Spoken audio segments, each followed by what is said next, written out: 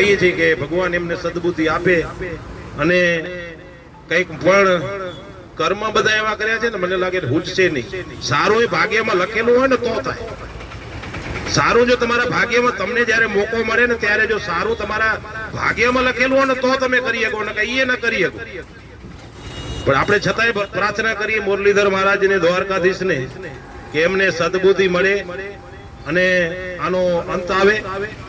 સંતો અહીંયા ખરેખર અનશન ઉપર બેસે એ આ રાષ્ટ્ર માટે આ દેશ માટે એક ઉચિત બાબત નથી. એક માથું આપણું ઝૂકી જાય એવી બાબત છે. એટલે આ સરકારે શું કર્યું છે જ્યારે જ્યારે આંદોલન કર્યા છે ત્યારે ત્યારે એમને દબાવવાનો એમને ઘટાડવાનો ભલે બેઠા હોય. મેં એમને સાંભળ્યું છે વાતો સાંભળ્યું છે. મનજી બાપુ એ બેઠા હતા ને ત્યારે ઘણા ધારાસભ્ય પાસે મેં સાંભળ્યું મારું નામ નથી લેવું પડ્યું. ભલે બેઠો હોય પોતે થાકી રહેશે. આવું એની માનસિકતા છે.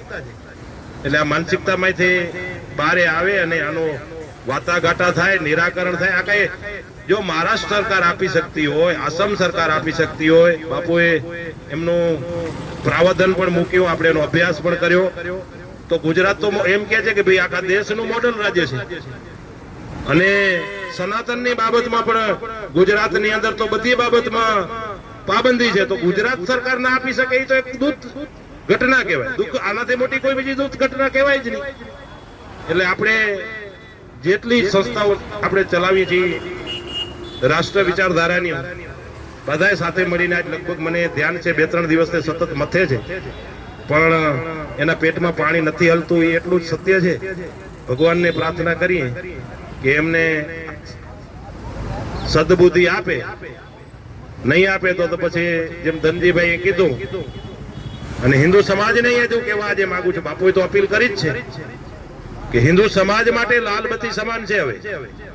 હવે આવે ને હું તો કેવું પડે તમે હિન્દુઓની વાત નહીં કરતા. બાકી ઠીક છે તમે તમારું રાજકારણ ખેલો એમાં અમને વાંધો નથી. હિન્દુઓનો વાત કરવાનો હવે તમને કોઈ અધિકાર નથી અને હવે વાત કરતા પણ નહીં. એટલે લાલબત્તી સમાન છે. હિન્દુ સમાજને આહવાન કરવું જોઈએ થવું જોઈએ. વોટ્સઅપમાં રોજ જોઈએ છે હું ઘણી વખત બધા ગ્રુપમાં જોતો લખવું વોટ્સઅપ ગ્રુપમાં લખવું અને સપોર્ટ કરવો એ બે બાબત જુદી છે. ઠીક છે સારું લખે છે સારી બાબત છે પણ જરૂર પડે ને તો મને એમ લાગે છે કે આવનારા દિવસોમાં જોઈએ ને તો આ તો મારો વિચાર છે કે આવનારા દિવસોમાં એક જનસભા મોટું 50,000 લાખ માણસો ભેગા કરીને એક તાકાત બતાવવાનો સમય છે ને હવે મિત્રો પાકી ગયો છે. માત્ર વાતેથી નહીં થાય અને આપણે બધાએ કામે લાગી જવું. એક એક કચ્છનું ગામ રખડવું પડે તો રખડવું પડે. 1.5 લાખ માણસ અહીંયા ભેગા થશે ને સરકાર છે ને કોણ છે? સરકાર આપણે ચલાવી છીએ. લોકોના મતના આધારે સરકાર ચાલતી હોય છે. લોકશાહીમાં માથાની કિંમત હોય એટલે એના માટે મહેનત કરવી પડશે.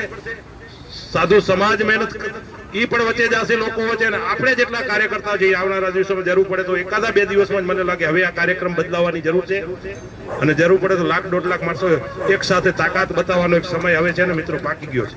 આ મારો આજનો વિચાર છે. અસ્તુ ગાય માતા કી જય, ભારત માતા કી જય અને ભગવાન એમને સદબુદ્ધિ આપે દ્વારકાધીશ એવી હું પ્રાર્થના કરીને મારી વાતને અહીંયા વિરામ આપું છું.